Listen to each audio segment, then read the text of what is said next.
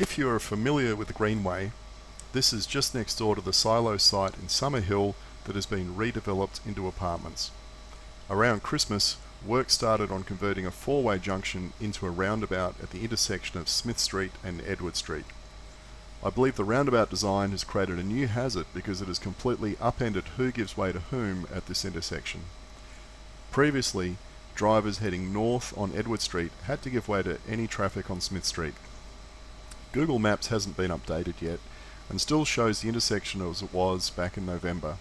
In this view from Edward Street, you can see a give way sign on the left. The roundabout changes all that. In the new design, drivers heading east on Smith Street now need to give way to traffic entering from their right, from Edward Street. That's fine, except for one problem: speed. When you're heading east on Smith Street, you have very poor sight lines into Edward Street, so you can't see vehicles coming from your right until the very last moment. That's totally fine if you're travelling at a sensible speed, but we know not everyone does that. This video footage was shot from a bicycle, and cyclists don't have problems with the sight lines being impeded by things like door pillars and car bonnets.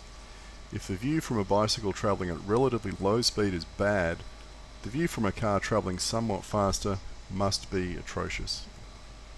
Interestingly, on the eastern side of the roundabout, there are not one, but two speed humps.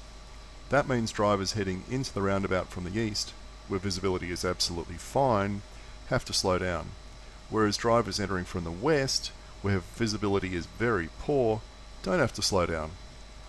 Someone obviously thinks this is already a problem because "slow down" has been spray painted on the road at the entry to the roundabout.